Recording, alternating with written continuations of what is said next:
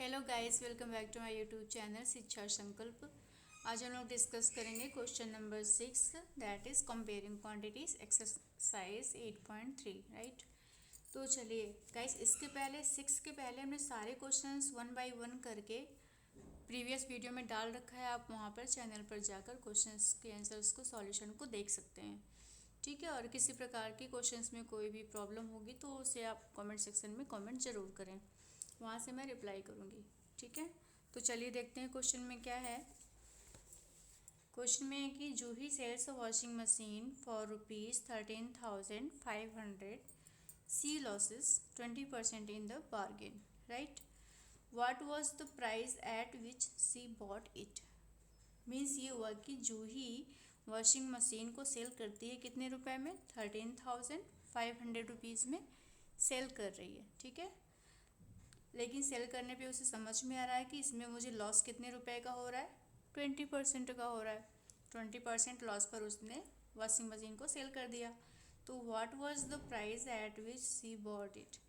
तो इसमें पूछा गया है कि वॉशिंग मशीन को कितने रुपए में पहले ख़रीदा गया था, कितने रुपए में परचेज किया गया था, यानी कि what was the cost price. तो चलिए इसको हम पहले सॉल्यूशन से समझते हैं। तो इसका ये सॉल्यूशन है यहाँ पे एक्सरसाइज 8.3 क्वेश्चन नंबर 6। क्वेश्चन में क्या दिया हुआ है, selling price of washing machine दिया है 13,500, लॉस ऑन सेलिंग प्राइस कितना है, सेलिंग प्राइस पर जो लॉस हुआ है वो कितना है, 20% का है। देन हमें क्वेश्चन में क्या निकालना है, कॉस्ट प्राइस निकालना है कि इसका कॉस्ट प्राइस क्या है, यानी क्रय मूल्य क्या है, कितने में वॉशिंग मशीन को खरीदा गया था, राइट।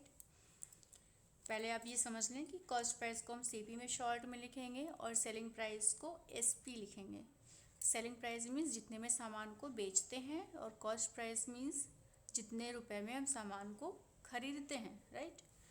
तो इसका सॉल्यूशन क्या है, यहाँ से एक, हाँ गाइस, जैसे कि यहाँ पे है इसका loss selling on selling price 20% है। तो इसका मतलब ये हुआ कि 20% का मतलब हुआ कि 100 रुपीज़ में 20 रुपीज़, 100 रुपीज़ में कितने रुपीज़, 20 रुपीज़।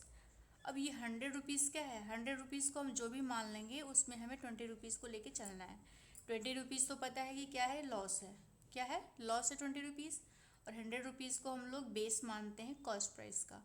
तो आप लोग याद रखिएगा कि जब भी इस टाइप के क्वेश्चंस को सॉल्व करना हो, परसेंटेज या प्रॉफिट लॉस इसमें, तो मैक्सिमम टाइम हम कॉस्ट प्राइस के लिए 100 को बेस मानते हैं। कि सपोज करते हैं कि 100 हमारा क्या है, कॉस्ट प्राइस है, तो उस कॉस्ट प्राइस के बेस पर हम प्रॉफिट और लॉस आसानी से निकाल लेते हैं, ठीक है। तो जैसे कि 100 रुपये अगर कॉस्ट प्राइस है और 20 रुपये का उसमें लॉस हो रहा है, ठीक है, 20 रुपये का लॉस हो रहा है, तो इसमें हमारा सेलिंग प्राइस कितना बनेगा, 80 रुपीज़ बनेगा। क्योंकि 100 में से हम 20 को माइनस कर देंगे। माइनस क्यों करेंगे, क्योंकि 20 रुपीज़ का लॉस हो रहा है। और अगर प्रॉफिट होता तो 100 रुपीज़ में 20 को प्लस कर देते। तो 100 रुपीज़ में 20 को प्लस करते तो कितना होता, 120। नहीं, बट यहाँ पे क्या है, लॉस हो रहा है, इसलिए हम 20 को माइनस करेंगे 100 में से। कि 100 रुपीज़ अगर इसका कॉस्ट प्राइस है तो 20 रुपीज़ के लॉस पर इसका सेलिंग प्राइस कितना बनेगा, 80 रुपीज़ बनेगा। तो चलिए इस क्वेश्चंस को आगे सॉल्व करते हैं, इससे ज़्यादा क्लियर होगा आप लोग को। गैस, इसके पहले मैंने बताया था आप लोगों को प्रीवियस वीडियो में कि इस टाइप के क्वेश्चंस को सॉल्व करने के लिए मैक्सिमम टाइम यूनिटरी मेथड का हम लोग यूज़ करते हैं। यूनिटरी मेथड में क्या होता है कि किसी एक चीज़ की, एक थिंग्स की वैल्यू को फाइंड आउट करते हैं, राइट। तो जैसे इसमें हम 1 रुपये के बेस पे आगे सॉल्व करेंगे क्वेश्चंस को। तो loss 20% will means cost price is 100, जो मैंने अभी आप लोगों को बताया था जस्ट कि अगर लॉस 20 रुपये का है तो इसका कॉस्ट प्राइस 100 रुपीज़ है। Therefore selling price is 100 rupees minus 20, that is equal to 80 rupees, ठीक है। 100 क्या आया, क्या है 100, 100 है कॉस्ट प्राइस। क्यों 100 लिया कॉस्ट प्राइस, चूँकि 20% लॉस दिया है। 20% क्या दिया है, लॉस दिया है। परसेंट मतलब होता है 100, तो उसी परसेंट को हमने यहाँ पे कॉस्ट प्राइस मान लिया है। कि कॉस्ट प्राइस अगर 100 है और 20 रुपीज़ का लॉस हो रहा है, नुकसान हो रहा है, तो वहाँ पे 20 रुपये इसमें से कम हो जाएगा 100 रुपये में से, ठीक है। तो यहाँ कितना है, 80 रुपीज़ आया। ये 80 रुपीज़ क्या बनेगा, ये 80 रुपीज़ आपका सेलिंग प्राइस बनेगा। यानी कि अगर हम किसी सामान को 100 रुपये में ख़रीद रहे हैं, कॉस्ट प्राइस है, तो उसको 80 रुपये में बेचेंगे हम, क्योंकि 20% का लॉस हो रहा है, इसलिए 80 रुपये में उसको बेचेंगे। तो अगर ये लाइन आप लोगों को समझ में आ गया है तो आगे बहुत ही इजीली सॉल्व हो जाएगा क्वेश्चंस, ठीक है। तो सेकेंड लाइन में क्या करेंगे, इसमें हम लोगों को कौन सी यूनिट निकालना है, कॉस्ट प्राइस निकालना है, जैसा कि क्वेश्चन में था, और सेलिंग प्राइस लेफ्ट साइड। तो यूनिटरी मेथड के बेस पे जब सॉल्व करते हैं तो जिस चीज़ की वैल्यू निकालनी होती है उस यूनिट को हम लोग इज इक्वल टू के राइट साइड लेकर चलते हैं, और जिसकी वैल्यू दी जाती है, जिसको बेस मानते हैं, वो लेफ्ट साइड लेकर चलते हैं, ठीक है। तो चूंकि हमें कॉस्ट प्राइस निकालना है तो कॉस्ट प्राइस को हमेशा हम लोग कहाँ लिखेंगे, इज इक्वल टू के राइट साइड लिखेंगे। तो इसके बेसिस पे इसका फर्स्ट लाइन क्या बनेगा कि सेलिंग प्राइस अगर 80 रुपीज़ है तो कॉस्ट प्राइस कितना है, 100 रुपीज़ है। Therefore, when selling price is 1 rupees, then cost price is 100/80। अब ये लाइन कहाँ से आई, क्योंकि मैंने पहले भी बता रखा है कि यूनिटरी मेथड में हम 1 थिंग्स की वैल्यू निकालते हैं या 1 रुपीज़ की वैल्यू निकालते हैं।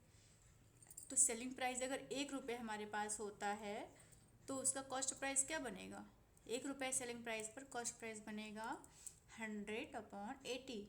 ये 100 कौन सा है, जो यहाँ पे राइट साइड में लिखा हुआ है। 80 कहाँ से आया, 80 यहाँ पे ऊपर वाली लाइन में सेलिंग प्राइस 80 रुपीज़ था, तो सेकेंड लाइन में हमने इसको ट्रांसफ़र कर दिया नीचे डिनोमिनेटर में, ठीक है। तो यहाँ पे 1 लिख करके यहाँ 80 ट्रांसफ़र किया तो हो गया 100/80 रुपीज़, राइट। तो चूँकि हमें रिक्वायरमेंट किसका है, हमें अब ये देखना है कि अगर हमें एक चीज़ की वैल्यू पता चल गई, जैसे अगर हमें एक पेन की वैल्यू मालूम होती है तो हम लोग 5 पेन की वैल्यू निकाल लेते हैं। कैसे करते हैं कि एक पेन का रुपीज़, अगर एक पेन का रेट अगर 2 रुपीज़ है तो 5 पेन का रेट कितना होगा, 2 × 5। तो इसीलिए एक चीज़ अगर एक वॉशिंग मशीन 1 रुपये में कितना कॉस्ट प्राइस बन रहा है वॉशिंग मशीन का, 100/80 रुपीज़ बन रहा है। तो इसी प्रकार से अगर सेलिंग प्राइस 13,500 है तो कॉस्ट प्राइस कितना बनेगा, तो कॉस्ट प्राइस की वैल्यू को सेकेंड लाइन में जो आया हुआ है, इस कॉस्ट प्राइस की वैल्यू को 13,500 से मल्टीप्लाई कर देंगे यहाँ पे, ठीक है। समझ में आ रहा होगा आप लोगों को, कितना होगा 100/80 × 13,500। तो गाइस इसी प्रकार से किसी भी चीज़ की वैल्यू अगर एक चीज़ की पता होती है तो उससे ज़्यादा की हमें आसानी से निकल जाता है, ठीक है। तो इसलिए हमने पहले 1 रुपये इसका सेलिंग प्राइस रखा कि 1 रुपये सेलिंग प्राइस में कॉस्ट प्राइस इसका इतना है, तो 13,500 सेलिंग प्राइस अगर है तब कॉस्ट प्राइस कितना बनेगा, राइट।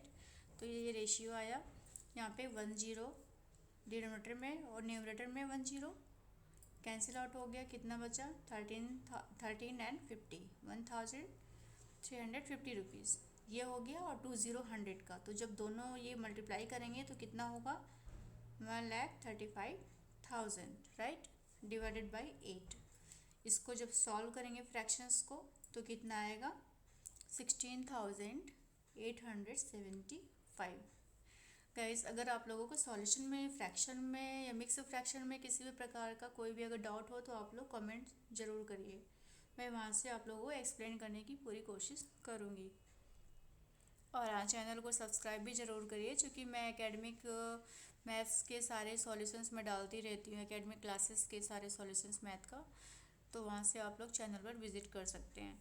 तो फाइनली इसका कॉस्ट प्राइस क्या आया, इसका कॉस्ट प्राइस है 16,875 रुपीज़। तो that is complete solution of question number 6, right.